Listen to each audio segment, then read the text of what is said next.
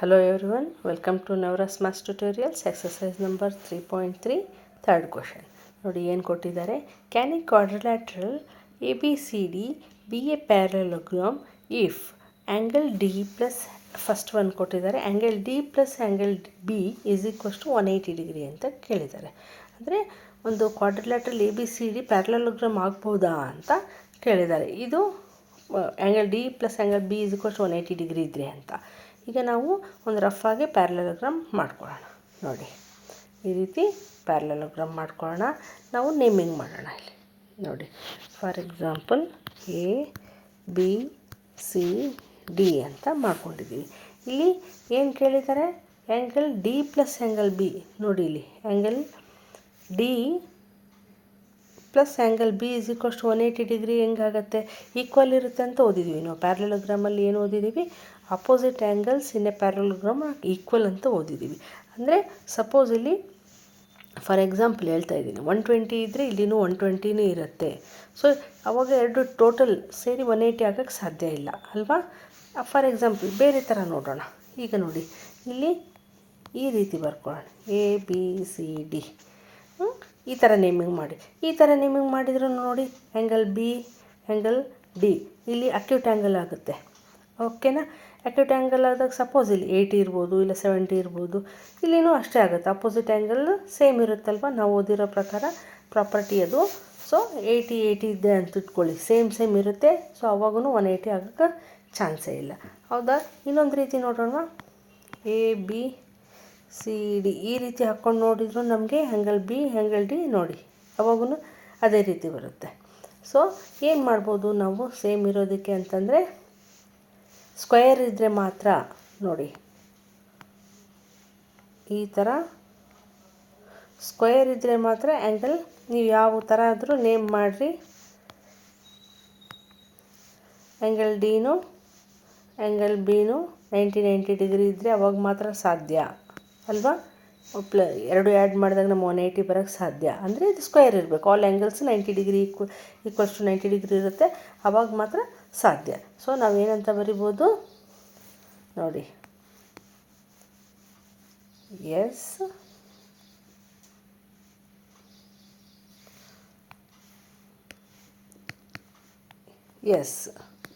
If it is square ಅಂತ ಬರಿಬೋದು. Square ಆಗಿದ್ದರೆ ಮಾತ್ರ ಅದು ಸಾಧ್ಯ.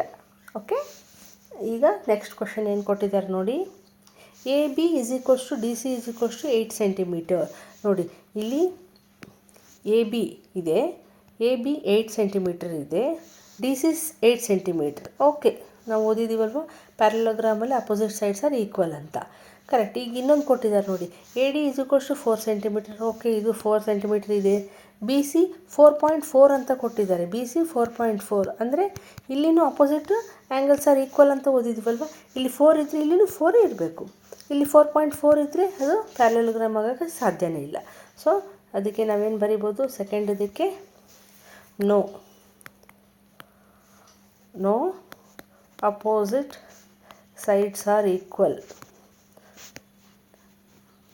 ಅಪೋಸಿಟ್ ಸೈಡ್ಸ್ ಆರ್ ಯಾವಾಗಲೂ ಈಕ್ವಲ್ ಇರಬೇಕು ಪ್ಯಾರಲೋಗ್ರಾಮ್ ಅಂದರೆ. ಓಕೆ, ಅದು ಸಾಧ್ಯ ಇಲ್ಲ ಅಂತ ಅರ್ಥ. ಥರ್ಡ್ ಒನ್ ನೋಡಿ ಏನು ಕೊಟ್ಟಿದ್ದಾರೆ, angle A is equal to 70 degree. ಇಲ್ಲಿ ನೋಡಿ ಆ್ಯಂಗಲ್ A 70 ಡಿಗ್ರಿ ಇದೆ ಅಂತೆ. Okay, angle C is equal to 65 degree. ಇಲ್ಲಿ ಆ್ಯಂಗಲ್ C 65 ಡಿಗ್ರಿ ಇರೋಕ್ಕೆ ಸಾಧ್ಯನಾ? ನೋ. ಪ್ಯಾರಲೋಗ್ರಾಮಲ್ಲಿ ಅಪೋಸಿಟ್ ಆ್ಯಂಗಲ್ಸ್ ಆರ್ ಈಕ್ವಲ್ ಅಂತ ಓದಿದ್ದೀವಿ ಅಲ್ವಾ ನಾವು. ಅಪೋಸಿಟ್ ಆ್ಯಂಗಲ್ಸ್ ಈಕ್ವಲ್ ಇರಬೇಕು. ಇಲ್ಲಿ 70 ಇದ್ದರೆ ಇಲ್ಲಿನೂ 70ನೇ ಇರಬೇಕು. ನೋಡಿ ಇಲ್ಲಿ 70 ಇದ್ದರೆ ಇಲ್ಲಿನೂ 70ನೇ ಇರಬೇಕು. 60 ಇರೋಕ್ಕೆ ಸಾಧ್ಯನಾ? ಸಾಧ್ಯ ಇಲ್ಲ. ಸೊ ಅದು ಕೂಡ ನೋ ಅಂತ ಹೇಳ್ಬೋದು ನಾವು. No opposite angles are equal. Okay, ಈಗ ನೆಕ್ಸ್ಟ್ ಒನ್ ನೋಡೋಣ. ನೋಡಿ ಏನು ಕೊಟ್ಟಿದ್ದಾರೆ, draw a rough figure of a quadrilateral that is not a parallelogram but has exactly 2 opposite angles of equal measure ಅಂತ ಕೊಟ್ಟಿದ್ದಾರೆ. ಒಂದು ಕ್ವಾಡ್ರಿಲ್ಯಾಟ್ರಲ್ ಆಗಿರಬೇಕು, ಬಟ್ ಪ್ಯಾರಲೋಗ್ರಾಮ್ ಆಗಿರಬಾರ್ದು. ಬಟ್ ಏನು ಕೊಟ್ಟಿದ್ದಾರೆ, exactly 2 opposite angles of equal measure ಅಂತ ಕೊಟ್ಟಿದ್ದಾರೆ. ಸೊ ಮಾಡೋಣ, ಯಾವ ರೀತಿ ಡ್ರಾಯಿಂಗ್ ಮಾಡಿದರೆ ನಮಗೆ ಬರುತ್ತೆ ನೋಡೋಣ. ಈಗ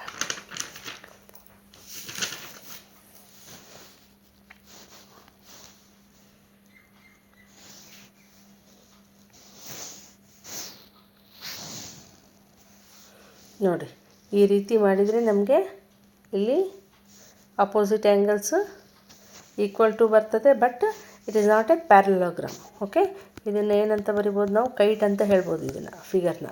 but it is not a parallelogram, it is a quadrilateral. Opposite angles are equal. Okay, ಇದು ರಫ್ ಫಿಗರ್ ಮಾಡಿ ಅಂತ ಹೇಳಿದರೆ ಮಾಡಿದ್ದೀವಿ. ಓಕೆ, ನೇಮಿಂಗ್ ಬೇಕಾದರೆ ಮಾಡ್ಕೋಬೋದು, ABCD ಅಂತ. ಓಕೆ, ಈಗ ನೆಕ್ಸ್ಟ್ ಒಂದು ನೋಡೋಣ. ನೋಡಿ, the measures of two adjacent angles of a parallelogram are in the ratio of 3:2. Find the measure of each of angles of a parallelogram ಅಂತ ಕೊಟ್ಟಿದ್ದಾರೆ. ಈಗ ಅಡ್ಜಸೆಂಟ್ ಆ್ಯಂಗಲ್ಸ್ ಅಂದರೆ ನಮ್ಗೆ ಗೊತ್ತಲ್ವಾ, ಪ್ಯಾರಲೋಗ್ರಾಮಲ್ಲಿ 2 ಅಡ್ಜಸೆಂಟ್ ಆ್ಯಂಗಲ್ಸ್ ಇರ್ತವೆ, ಅದರದ್ದು ರೇಷಿಯೋ ಕೊಟ್ಬಿಟ್ಟಿದ್ದಾರೆ ಅವರು. ಮೆಷರ್ ಫೈಂಡ್ ಔಟ್ ಮಾಡಿ ಅಂತ ಹೇಳಿದ್ದಾರೆ. ಸೊ ನಾವು ಇಂಥ ಟೈಮಲ್ಲಿ ಏನು ಮಾಡಬೇಕು ನೋಡಿ, ಲೆಟ್ ಅಂತ ಇಟ್ಕೋಬೇಕು. Let the angles B 3x and 2x ಅಂತ ಇಟ್ಕೊಳ್ಳೋಣ. 3:2 ಇದೆ ಅಲ್ವಾ, ಸೊ ಅದಕ್ಕೆ ನಾವು 3x ಆ್ಯಂಡ್ 2x. ಈಗ ನಮಗೆ ಗೊತ್ತಿದೆಯಲ್ವಾ, 3x + 2x = 180. ಯಾಕೆ ಹೇಳಿ, ಅವರೇ ಕೊಟ್ಟಿದ್ದಾರೆ ಅಡ್ಜಸೆಂಟ್ ಆ್ಯಂಗಲ್ಸ್ ಅಂತ. ಅಡ್ಜಸೆಂಟ್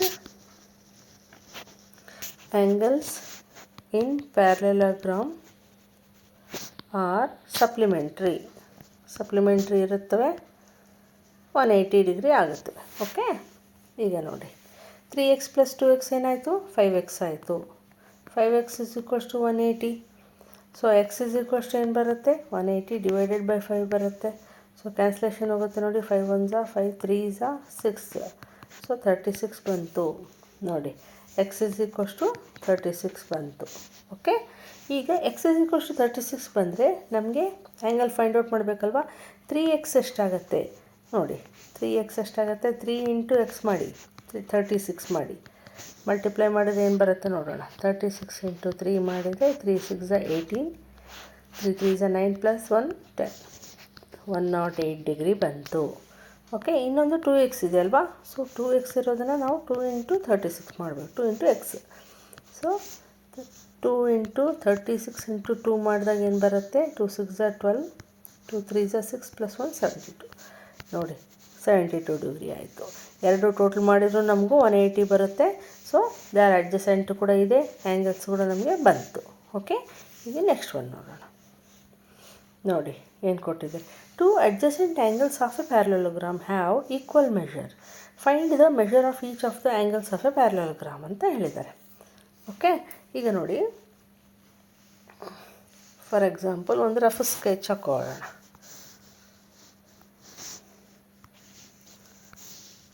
ಈ ಥರ ಪ್ಯಾರಲೋಗ್ರಾಮ್ ನೇಮ್ ಮಾಡೋಣ, ABCD ಅಂತ ನೇಮ್ ಮಾಡೋಣ. 2 adjacent angles of parallelogram equal measure. Find the measure of each of the following ಅಂತ ಹೇಳಿದ್ದಾರೆ. So angle A plus angle B = 180 degree. ಯಾಕೆ ಗೊತ್ತಲ್ವಾ ನಮಗೆ, adjacent angles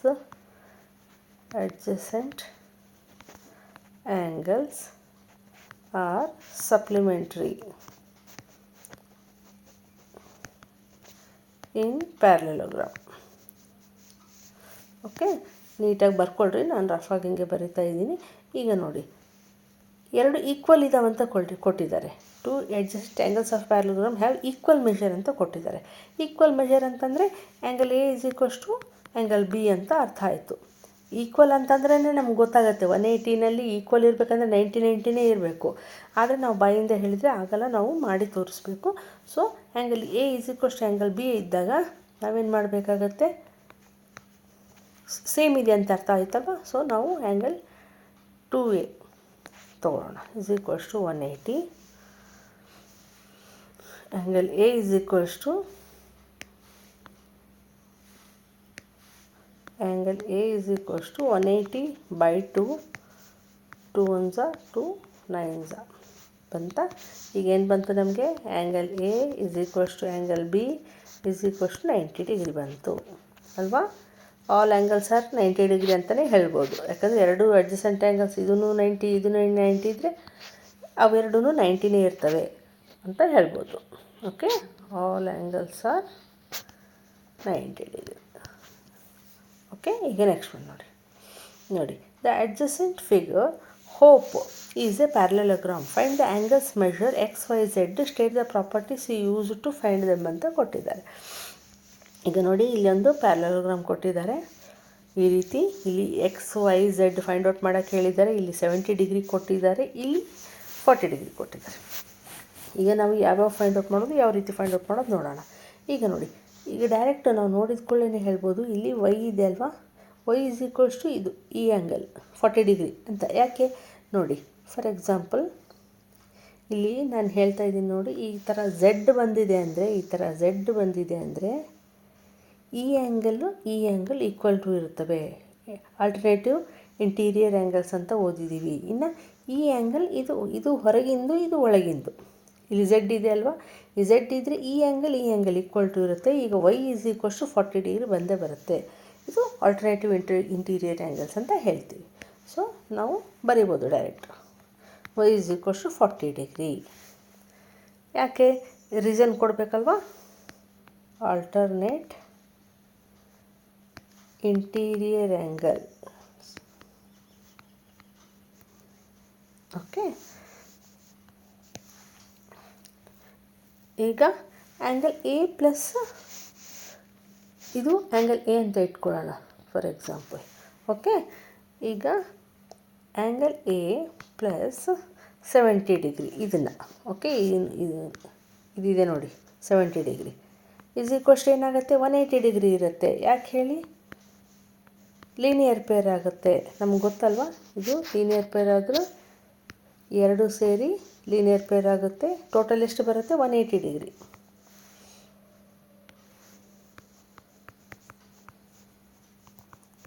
linear pair. Okay, ಈಗ angle A is equals to 180 minus 70 is equals to ಏನು ಬರುತ್ತೆ, 180ನಲ್ಲಿ 70 minus ಮಾಡಿದ್ರೆ 110 ಬಂತು. ಸೊ ನಮಗೆ ಇಲ್ಲಿದು ಬಂತು ನೋಡಿ, ಇದು 110 ಬಂತು. ಓಕೆ, ಈಗ ಇದು ಎ ಬಂತಂದರೆ ಇದು ಎಕ್ಸೂ ಸೇಮ್ ಇರುತ್ತಲ್ವ. ಯಾಕೆ, opposite angles are equal. So direct ಬರಿಬೋದು ನಾವು, ಎಕ್ಸ್ ಇಸ್ ಈಕ್ವಲ್ಸ್ ಟು 110 ಅಂತ. ರೀಸನ್ ಏನು ಬರಿಬೇಕು, opposite angles are equal in parallelogram. Okay, ಈಗ ಎಕ್ಸ್ ಬಂತು, ವೈ ಬಂತು, ಝೆಡ್ ಒಂದೇ ಫೈಂಡ್ ಔಟ್ ಮಾಡಬೇಕು. ಈಗ ಝೆಡ್ಡಿಗೆ ನೋಡಿ, ಈಗ ಇದು ಎಕ್ಸ್ ಇದೆ ಅಲ್ವಾ, ಎಕ್ಸು ಮತ್ತು ಇಲ್ಲಾಂದರೆ ಇ ಅಂತಲೂ ತೊಗೋಬೋದು. ಈ ಆ್ಯಂಗಲ್ ಹೆಚ್ಚು ಏನಾಗುತ್ತವೆ, ಅಡ್ಜಸೆಂಟ್ ಆ್ಯಂಗಲ್ಸ್ ಆಯ್ತಲ್ವ. ಎರಡು ಅಡ್ಜಸೆಂಟ್ ಆ್ಯಂಗಲ್ಸ್ ತೊಗೊಂಡ್ರೆ ಏನು ಬರುತ್ತೆ, ಟೋಟಲ್ 180 ಬರುತ್ತೆ. ಹಂಗೂ ತೊಗೊಂಡ್ರೆ 180 ಬರುತ್ತೆ ಅಡ್ಜಸೆಂಟ್ ಆ್ಯಂಗಲ್ಸ್, ಹಿಂಗೂ ತೊಗೊಂಡ್ರೂ ಅಡ್ಜಸೆಂಟ್ ಆ್ಯಂಗಲ್ಸೇ ಆಗ್ತವೆ. ಓಕೆ, ಈಗ ನಾವು ಇದು ತೊಗೊಳ್ಳೋಣ.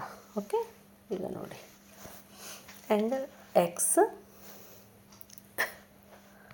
ಪ್ಲಸ್ ಇದನ್ನು ಹೋಲ್ ಹೆಚ್ ಅಂತ ತೊಗೊಳ್ಳೋಣ. ಇದೆ ಅಲ್ವಾ, ಹೆಚ್ ಅಂತ ತೊಗೊತಾ ಇದ್ದೀನಿ. ಹೆಚ್ ಅಂದರೆ ಹೋಲ್ ಬರುತ್ತೆ ಇಲ್ಲಿ full, plus H is equals to 180 degree. ಯಾಕೆ, adjacent angles are supplementary in parallelogram.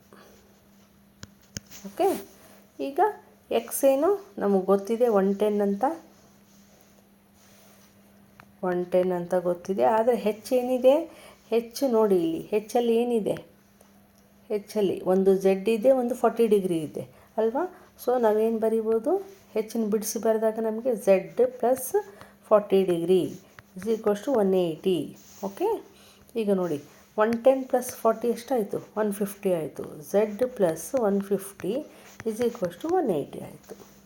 ಈಗ ಝೆಡ್ ಇಸ್ ಈಕ್ವಲ್ಸ್ ಟು 180, 150 ಕಡೆ ಬಂದರೆ ಮೈನಸ್ ಆಯಿತು. ಸೊ 180 ಮೈನಸ್ 150 30 ಬಂತು. ಈಗ z is equals to 30 degree ಅಂತ ಹೇಳ್ಬೋದು. ನೋಡಿ, ಈಗ ನಮಗೆಲ್ಲ ಬಂತು, ಎಕ್ಸ್ ಬಂತು, ವೈ ಬಂತು, ಝೆಡ್ ಬಂತು, ಎಲ್ಲ ಬಂತಲ್ವಾ. ಈಗ ನೆಕ್ಸ್ಟ್ ಒನ್ ನೋಡೋಣ. ನೋಡಿ, the following figures GUNS and RUNS are parallelograms, find x and y ಅಂತ ಕೇಳಿದ್ದಾರೆ. ಲೆಂತ್ಸ್ ಆರ್ ಇನ್ ಸೆಂಟಿಮೀಟರ್ ಅಂತ.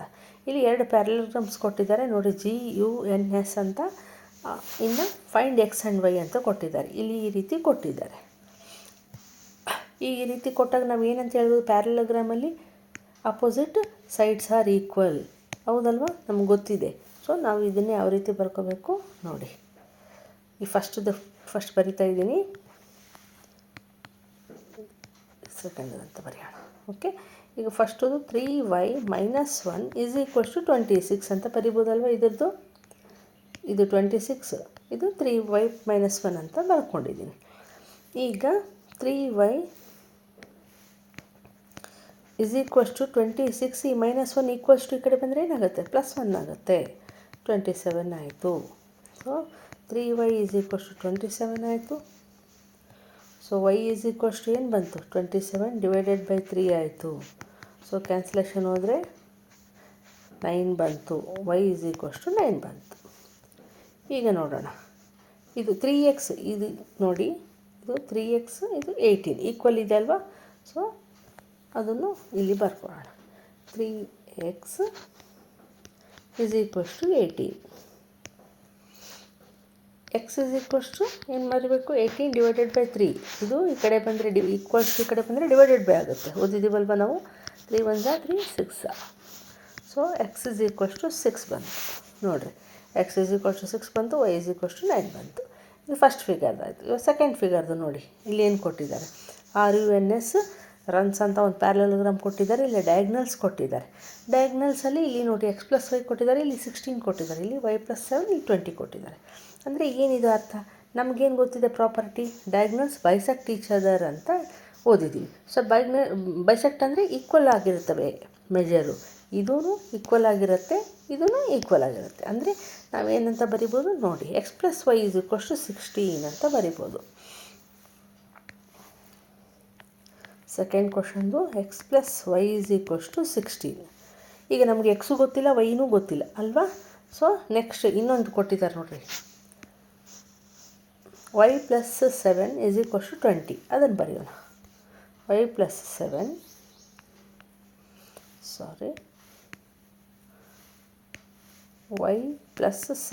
= 20 ಅಂತ ಕೊಟ್ಟಿದ್ದಾರೆ.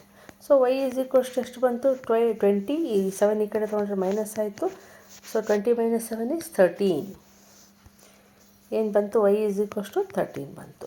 ಈಗ ನಮಗೆ ಗೊತ್ತಿರೋದು x + y = 16 ಇದೆ ಅಲ್ವಾ. ಸೊ x + y = 16 ಆದರೆ y ಪ್ಲೇಸಲ್ಲಿ 13 ಹಾಕ್ರಿ, = 16 ಆಯಿತು. ಸೊ x ಏನು ಬರಿಬೋದು, 16. ಈ 13 ಈ ಕಡೆ ಬಂದರೆ ಮೈನಸ್ ಆಯಿತು.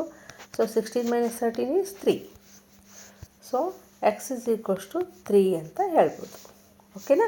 ಈಗ ನಾವು ಎಕ್ಸನ್ನು ಫೈಂಡ್ ಔಟ್ ಮಾಡಿ ಆಯಿತು, ವೈನೂ ಫೈಂಡ್ ಔಟ್ ಮಾಡಿ ಆಯಿತು ಅಲ್ವಾ. ಈಗ ನೆಕ್ಸ್ಟ್ ಒನ್ ಹೋಗೋಣ.